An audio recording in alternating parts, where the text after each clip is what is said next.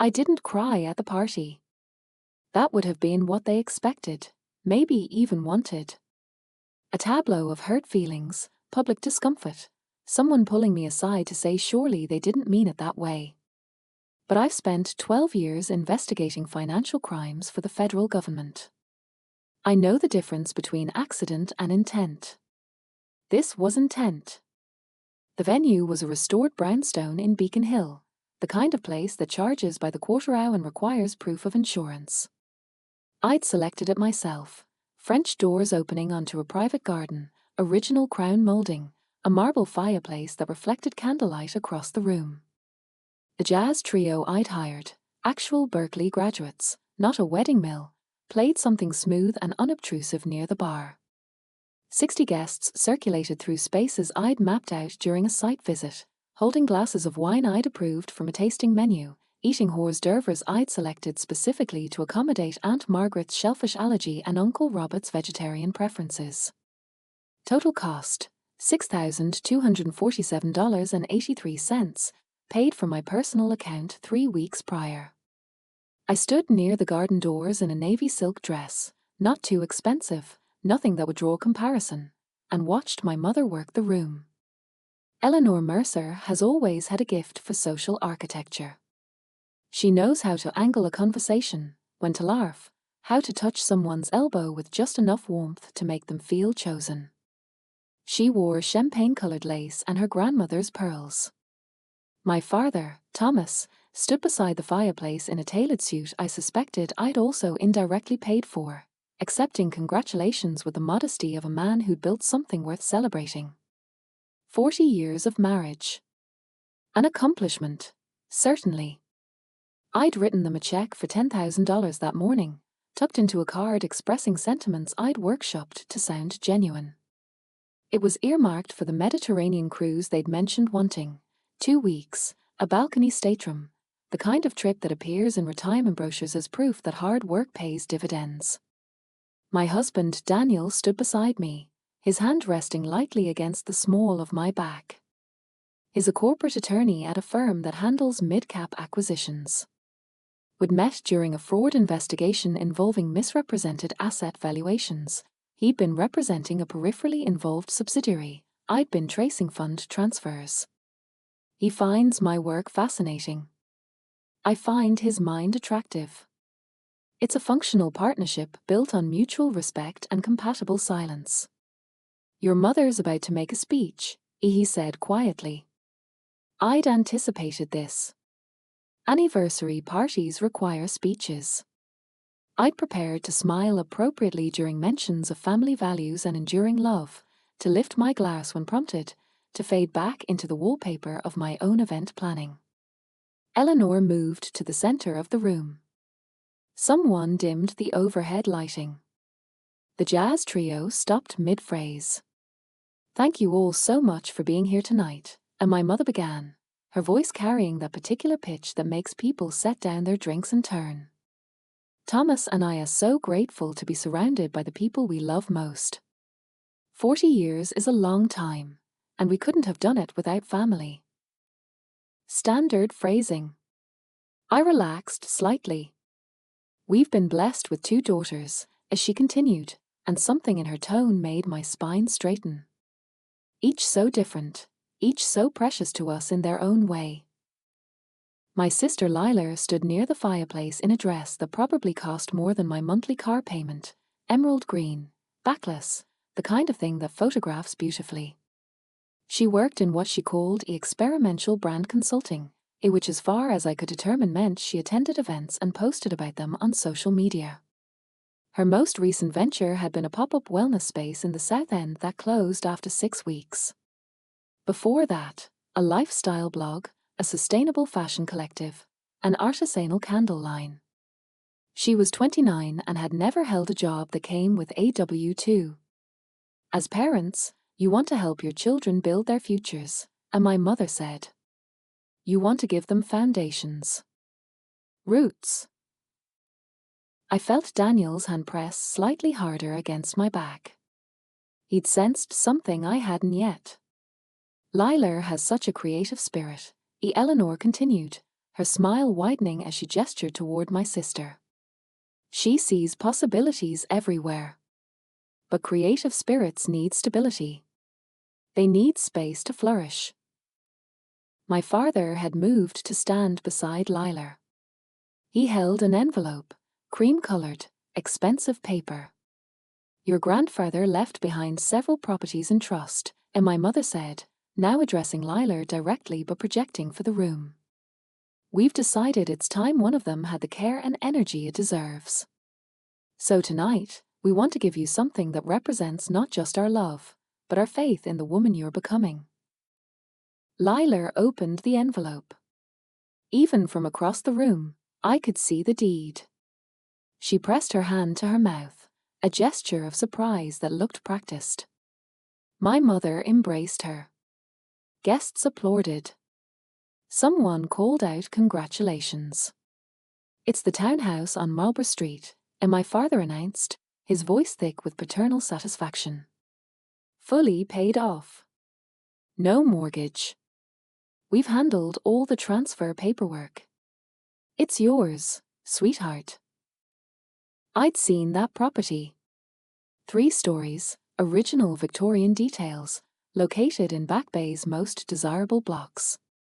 Recent comparable sales in that neighborhood, $750,000 to $850,000. My grandfather had purchased it in the 1970s for a fraction of that amount. Lila was crying now, photogenic tears that caught the candlelight. Guests surged forward to congratulate her.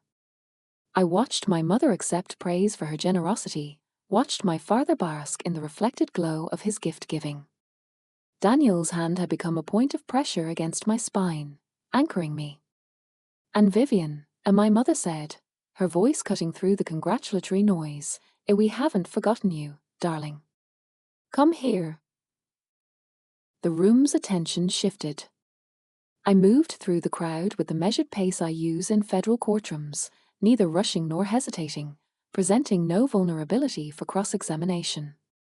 My mother held a large kitchen appliance. I recognized it immediately, a high-end stand mixer I'd given them 4 Christmases ago, unused in its box, now clearly removed from storage. The coating of dust had been wiped away, but the registration sticker was still on the bottom. We know how practical you are, Eleanor said, her smile never wavering. How self-sufficient. You've built such an impressive career. You don't need help the way Lila does. You're so strong, so capable.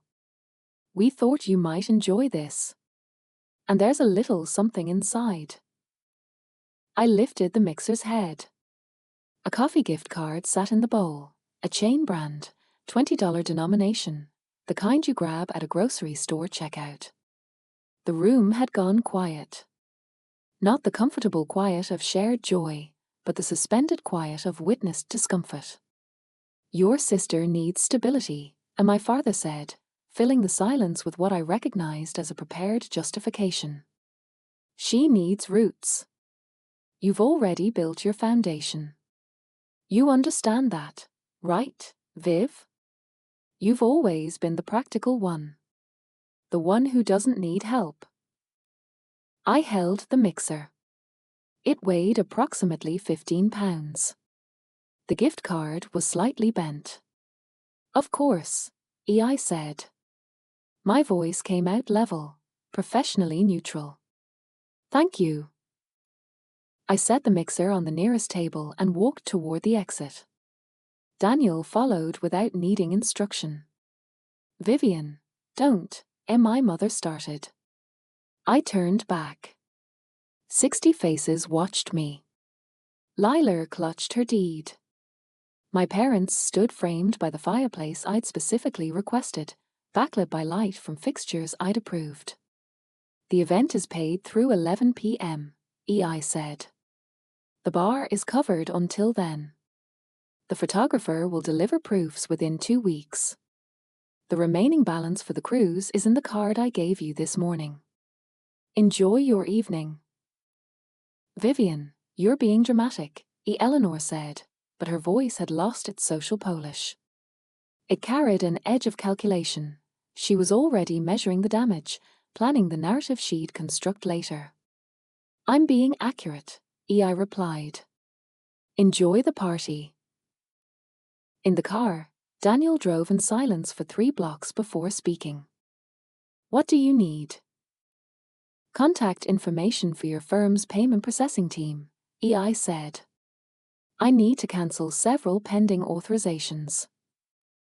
By the time we reached our apartment in Cambridge, I'd sent 6 emails from my phone. The catering company confirmed cancellation of the outstanding balance, $2,400. The venue management acknowledged my withdrawal of the damage deposit hold, $1,500. The jazz trio agreed to waive their back-end payment given the circumstances, $800. The photographer would retain his deposit but forfeit the remainder, $900. The florist accepted cancellation of my letter of recommendation that would have granted her access to the venue's preferred vendor list, immeasurable, but satisfying. Total recovery, $5,600. Not full reimbursement, but adequate symbolic retribution. The cruise check, of course, had already cleared. I considered that the cost of education.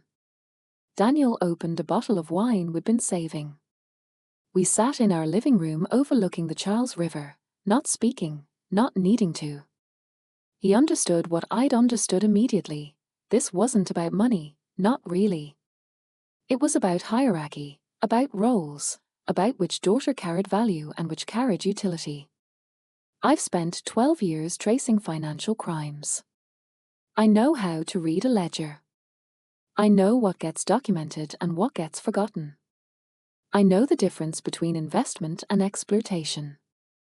This was exploitation, dressed up as family. "What happens next?" Daniel asked. "Nothing," EI said. "Absolutely nothing." 18 months passed. I didn't cry during any of them. I was promoted to Senior Director of Financial Investigations, overseeing a team of 11 analysts tracking complex fraud schemes across multiple jurisdictions. My annual salary increased to $187,000, plus performance incentives. We sold the Cambridge apartment and purchased a 2-bedroom condo in the seaport, floor-to-ceiling windows, water views, building amenities that included a doorman who remembered names. My parents called twice in the first month. I didn't answer. They sent emails, casual at first, then increasingly concerned, then vaguely accusatory. I didn't respond. My mother showed up at my office once. Security didn't let her pass the lobby. She left a handwritten note with the receptionist. "We need to talk about this like adults." I filed it in my personal records and continued not talking about it. Aunt Margaret attempted mediation. I declined politely but firmly. Uncle Robert tried the family obligation angle. I explained that obligations run in multiple directions, and I was simply declining to fulfill mine going forward. My father sent a letter suggesting I was holding grudges and punishing the family ear for what he characterized as a misunderstanding. There was no misunderstanding. They'd made their position clear. I'd accepted it. We simply disagreed on the implications. I maintained what I called strategic silence, not out of anger, but out of efficiency. Anger requires energy and yields diminishing returns. Silence costs nothing and communicates everything. Daniel and I established new rhythms. We traveled: Montreal, Charleston, Seattle. We hosted dinners for his colleagues and mine, converting our dining room into a space for interesting conversations and good wine. I joined a rowing club. He took up woodworking. We existed in a life we'd constructed deliberately, without the background noise of other people's expectations. I was, objectively, thriving. But I maintained certain habits from my investigative work. I check things. Not obsessively. I'm not interested in surveillance. But I have access to databases most people don't. Property records. tax filings, municipal citations, court documents. It's public information, legally accessible, often revealing.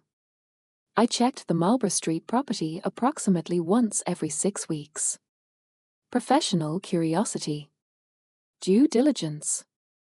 The same instinct that made me good at my job. The first violations appeared after 3 months, landscaping neglect in a protected historic district.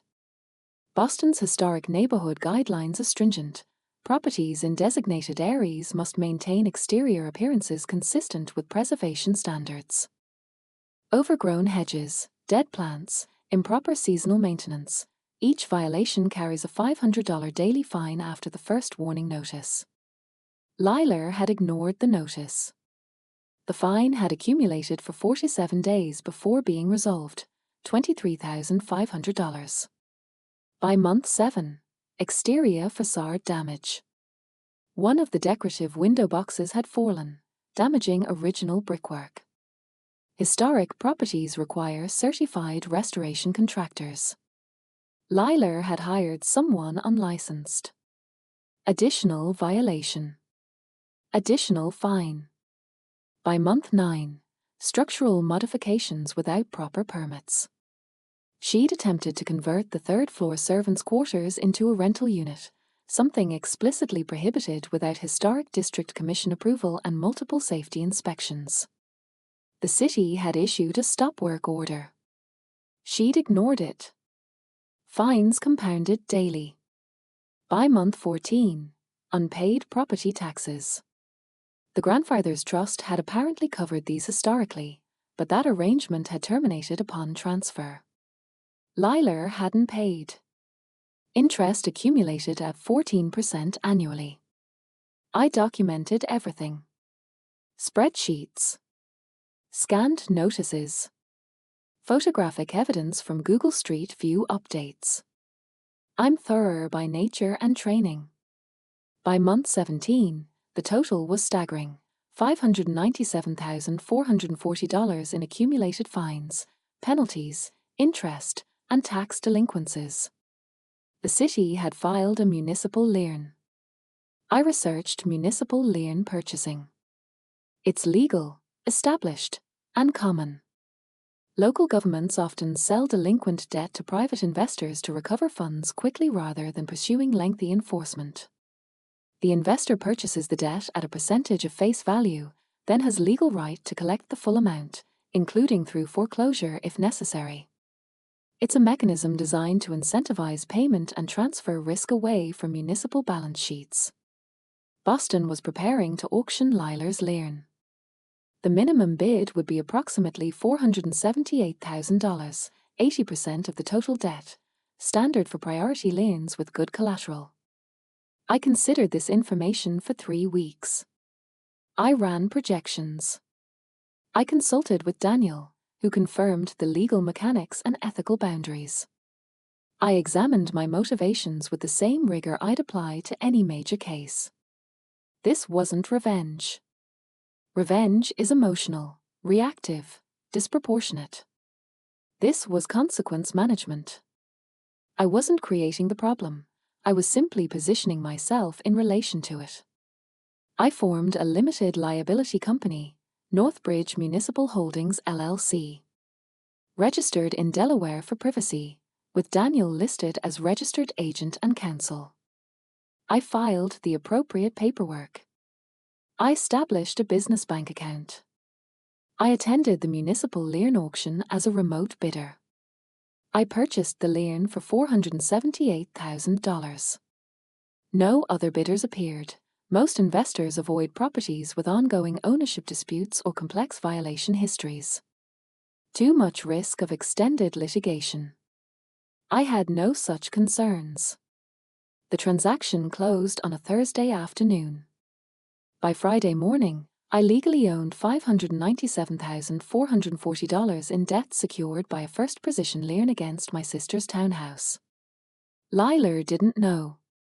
My parents didn't know. The city had fulfilled its obligation to notify the property owner of the sale, but those notices went to the Marlborough Street address, where Lila's mail management was apparently as reliable as her property maintenance. I didn't contact them. I simply waited. Liens have mechanisms. Timelines. Required notifications. I followed every statutory requirement precisely, ensuring all communications were sent via certified mail to create documentation trails. 30-day payment demands. 15-day final notices. 7-day foreclosure warnings. All ignored. I waited. The call came on a Tuesday evening, 14 months after I'd purchased the lien. My phone displayed Aunt Margaret. I considered not answering. She'd become my family's designated mediator, the one deployed when direct contact had failed, but curiosity won. "Vivian," as she said, her voice tight. "Your father's in the hospital." I set down the legal brief I'd been reviewing.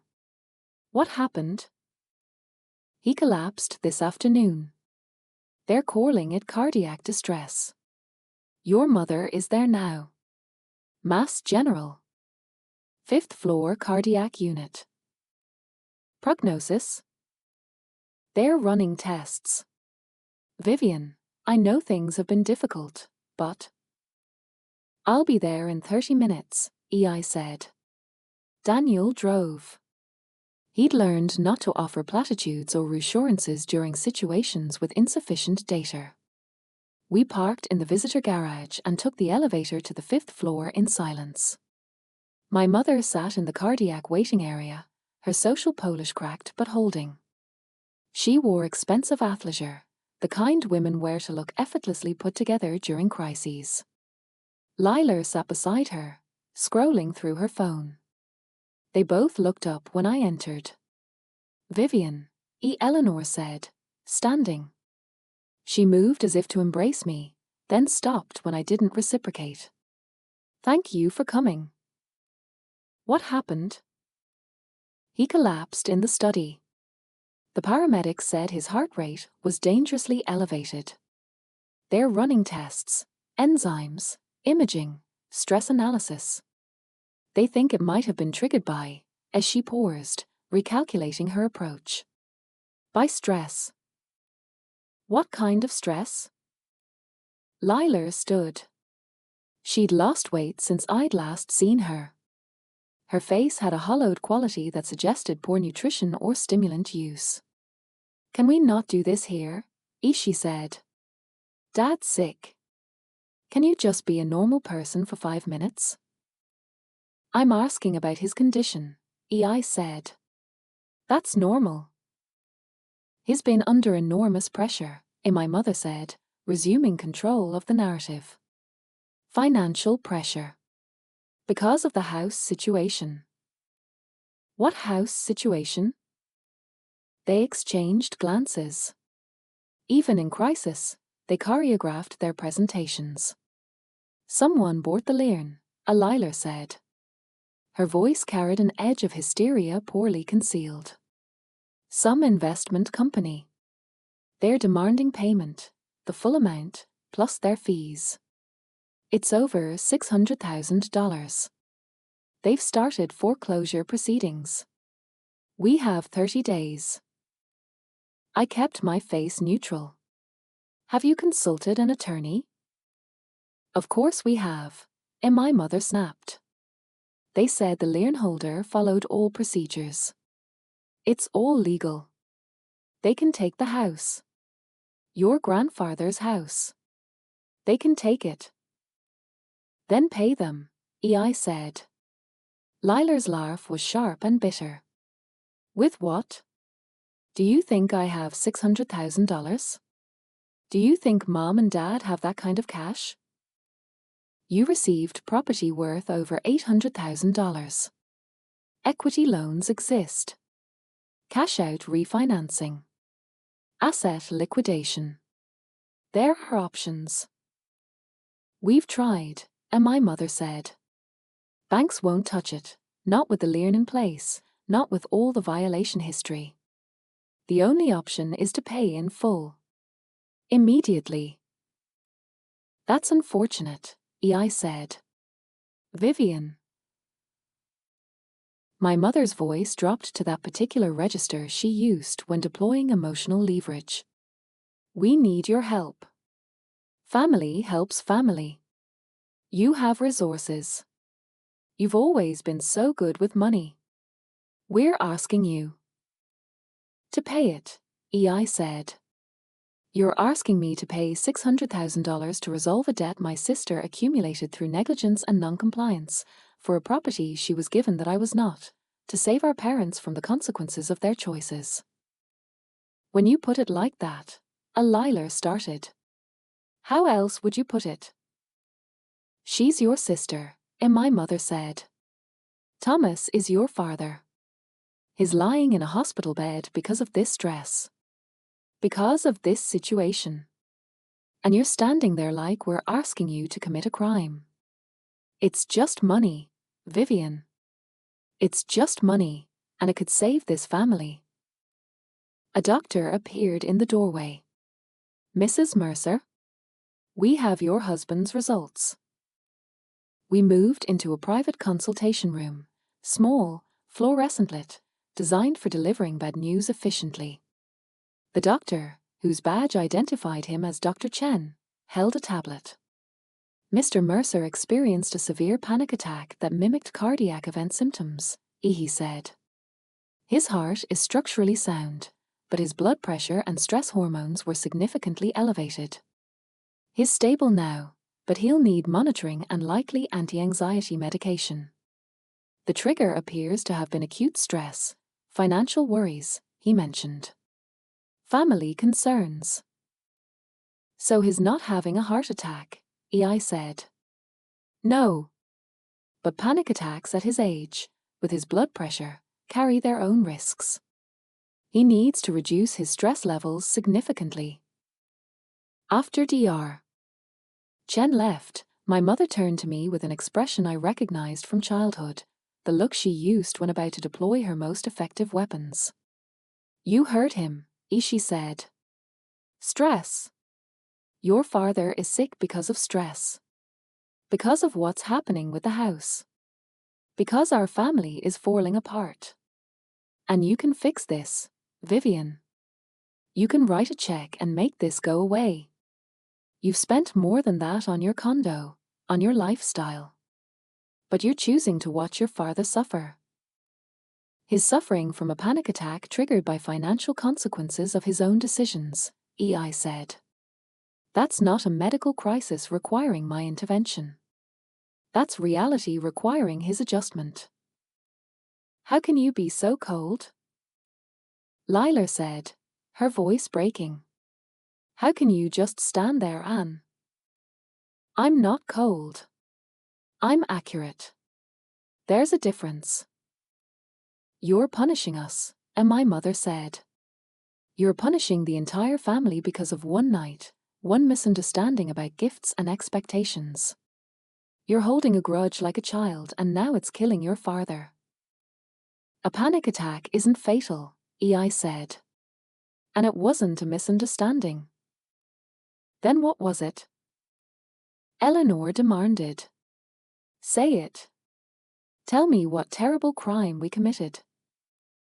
You publicly assigned value, I said. You demonstrated, in front of 60 witnesses, exactly what each daughter was worth to you. Lila received $800,000 in real estate. I received a used appliance and a $20 gift card. You then justified this by claiming I didn't need help because I was strong and practical, which translates to useful for emergencies but not worthy of investment. You didn't misunderstand anything. You communicated precisely what you intended. We were trying to help your sister, and my father said from the doorway. He'd entered without us noticing, wearing a hospital gown and wheeling and four stand. His face was pale, his voice weak. Lila needed stability. You already had everything. We thought. You thought I was the emergency fund, I said. The backup plan. The child you invested nothing in because I generate returns without maintenance. And now you need me to function as designed. I'm your father, Thomas said. I'm standing here, fresh from nearly dying, asking my daughter for help. You had a panic attack. Dr. Chen confirmed you're not dying. Oh my God, Eliler said. You're actually going to let them take the house. You're going to let them destroy everything Grandpa built because you're bitter about a party. I'm not letting anyone do anything, I said. I'm declining to prevent natural consequences from occurring. We'll lose everything, my mother said. The house, our credit, our reputation. Over $500,000. You could write that check right now. It would barely touch your assets. But you're choosing to destroy us instead. I'm choosing nothing. You chose when you decided how to distribute grandfather's estate. You chose when you ignored every warning about the property violations. You chose when you lived beyond your means and accumulated debt you couldn't repay. I'm simply not choosing to make those choices consequence-free. My father leaned against the doorframe. I never thought you'd be this vindictive. I'm not vindictive. If I were vindictive, I'd have done something active. I'm simply passive. I'm watching gravity work. Then watch your family fall apart, Eliler spat. Watch us lose everything. Live with that. I will, I said. Quite comfortably. I left before they could marshal additional arguments. Daniel followed. We drove home in silence. They attempted negotiation first. My mother called 3 times the following day. I sent each to voicemail. She sent emails outlining payment plans, promising future repayment, suggesting I was obligated by a family values and a grandfather's wishes to intervene. I responded to none of them. My father sent a letter, handwritten, delivered by courier, explaining that he'd spent his life building a family, creating stability, ensuring his daughters had opportunities. He implied I was repaying his investment with cruelty. I filed it in my personal records.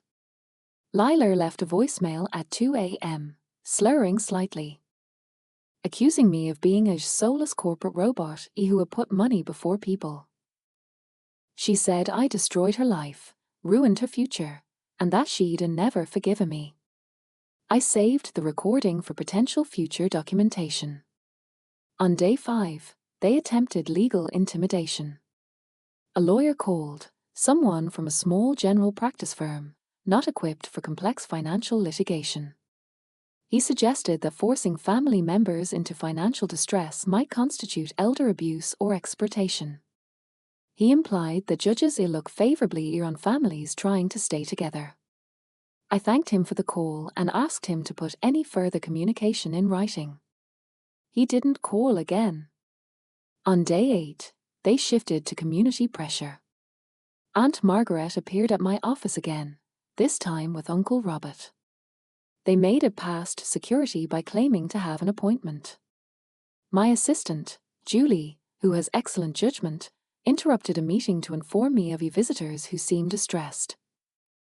I met them in a conference room with floor-to-ceiling glass walls, maximum visibility, minimum privacy. Vivian, Margaret said, her hands twisted together. This has gone far enough. Your parents are desperate. Your father is on medication. Your mother hasn't slept in days. Liler is having panic attacks. The family is falling apart. The family fell apart 18 months ago, I said. You're just noticing now because it's become financially inconvenient. You're being deliberately cruel, Robert said. You're punishing them for a mistake. It wasn't a mistake. It was a choice. They're free to live with their choice. I'm simply free to decline subsidizing it. They raised you, Margaret said. They fed you, educated you, gave you opportunities. They invested in one daughter and utilized the other, EI said. I'm not denying they met basic parental obligations. I'm declining to pretend those obligations created infinite financial debt on my part. What do you want? Robert asked. Tell us what you want, and we'll make it happen. I don't want anything. I'm satisfied with the current arrangement. You want them to suffer, Margaret said, her voice breaking. You want revenge. I want nothing. That's the point. They left. I returned to work. On day 12, my mother played what she clearly believed was her strongest card. She released my personal phone number to extended family members. I received calls from cousins, distant relatives, family friends, all delivering variations of the same message. Family forgives, family compromises, family finds solutions together. I blocked each number after the first call and changed my number by day 13. On day 15, with 13 days remaining until foreclosure proceedings began, they requested a family meeting. Neutral location.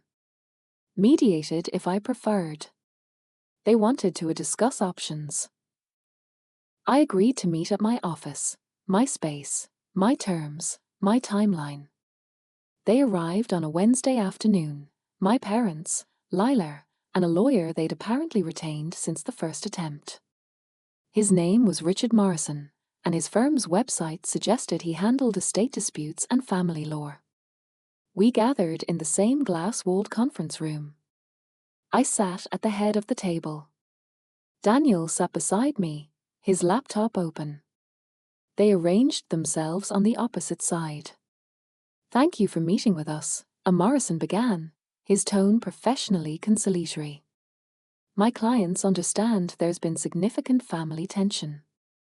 They'd like to find a resolution that works for everyone. Define works for everyone, AI said. A payment plan, he said. My clients propose paying the lien over time, say, $10,000 monthly over 5 years.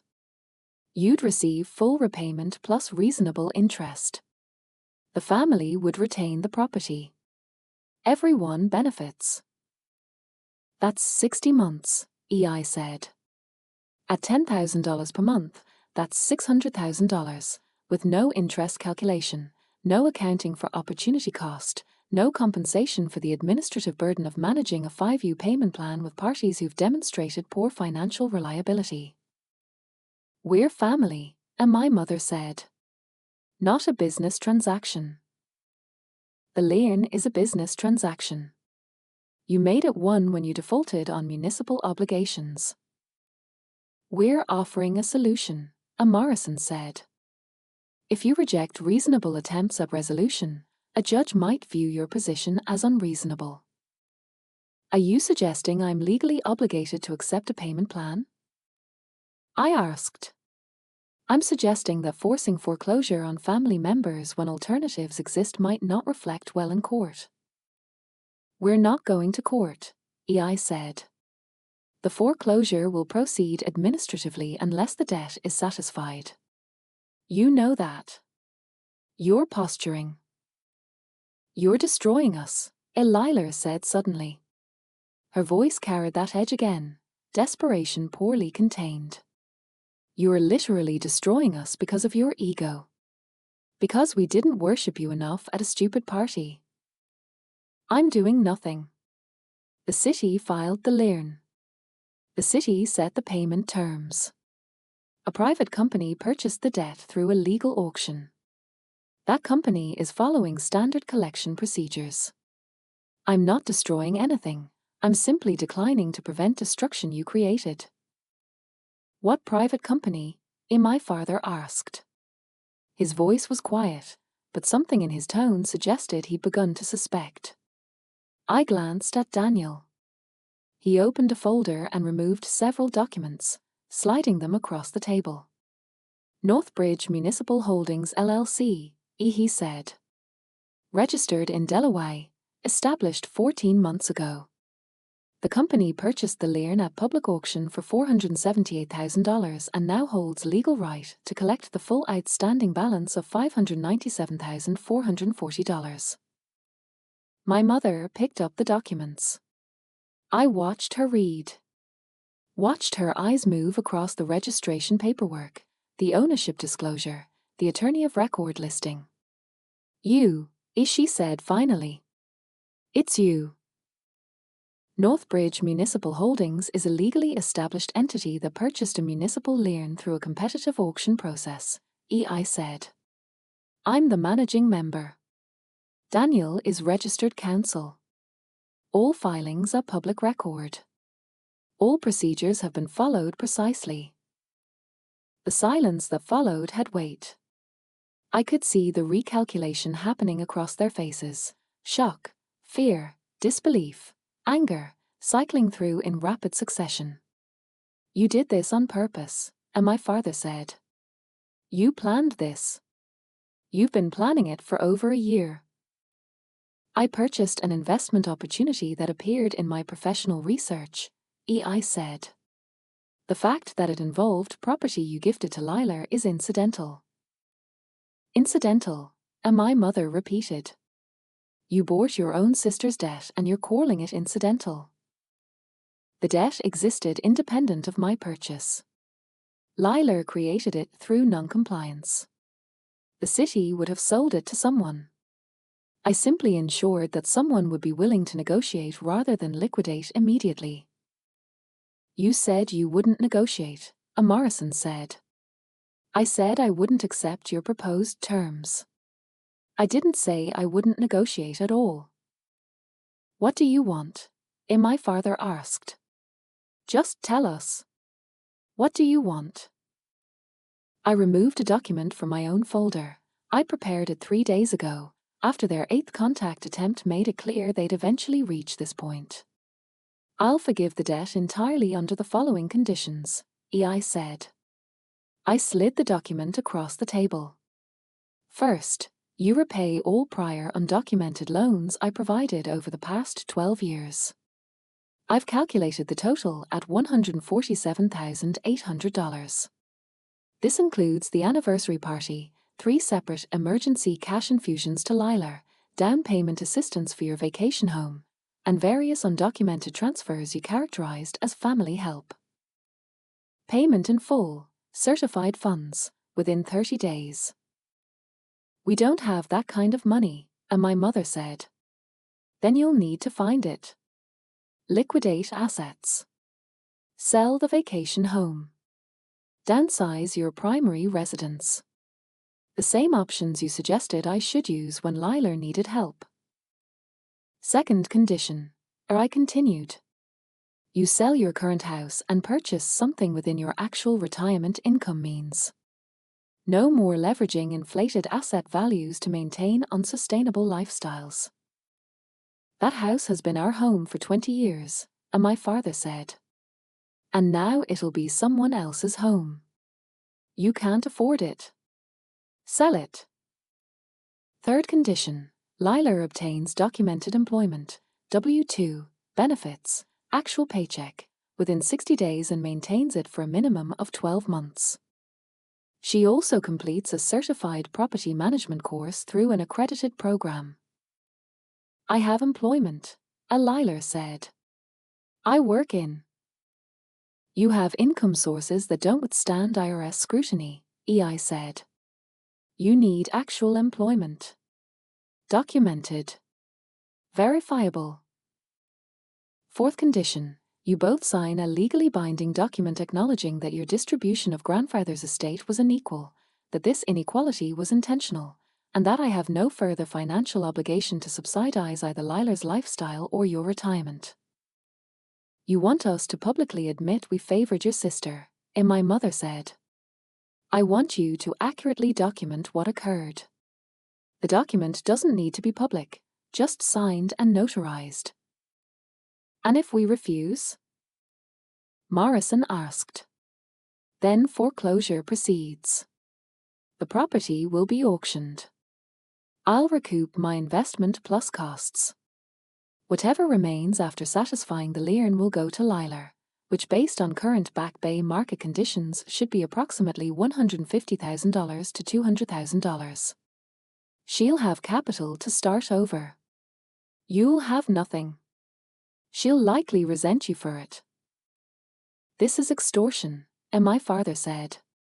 This is a negotiation. You can accept my terms or accept the alternative. You have 48 hours to decide. 48 hours, my mother said. To arrange $147,800, sell a house, and agree to public humiliation? To agree to my terms. The implementation timelines are longer. But the decision, the commitment, you have 48 hours. We need more time, Morrison said. You've had 13 days since the final foreclosure notice. You've had 18 months since Liler received the property. You've had 12 years since you established this pattern of unequal treatment. You don't need more time. You need to decide. I stood. Daniel gathered our documents. Vivian, my mother said. Please. You're asking us to lose everything. I'm offering you a path to keep the house, I said. You're just discovering that path requires accountability you're unwilling to provide. You're destroying this family, Liler said. She was crying again, but this time it looked genuine, messy, uncontrolled, stripped of performance. No, I said. I'm just refusing to maintain it at my expense. I left them in the conference room. Julie had visitor badges ready for collection at the front desk. Security would ensure they left the building. They attempted one final maneuver. On hour 46 of my 48-hour deadline, Morrison called to inform me that they were considering a legal action around elder exploitation statutes, and that they'd discovered irregularities in how I'd obtained the lien. I connected him to Daniel, who spent 7 minutes explaining the various legal problems with that approach, including the fact that every document was filed correctly, that I'd purchased the lien at fair market value through a transparent public auction, and that irregularities would need to be quite specific to survive summary judgment. Morrison called back 20 minutes later to confirm his clients would accept my terms. We met at a law office to execute documents, not my office, not theirs, neutral ground with a notary present. They'd brought a cashier's check for $147,800. They'd signed preliminary sale paperwork for their house, a colonial in Brookline that would apparently generate enough equity to cover the repayment and leave them with funds for a smaller condo. Liler had obtained a job offer letter from an administrative position at a nonprofit, starting salary $48,000, benefits included, contingent on background check. They signed the acknowledgement document. My mother's hand shook. My father stared at the wall. Liler wouldn't look at me. The notary witnessed everything. Daniel verified each signature. I transferred ownership of the lien back to an escrow account that would release upon verification of all conditions being met.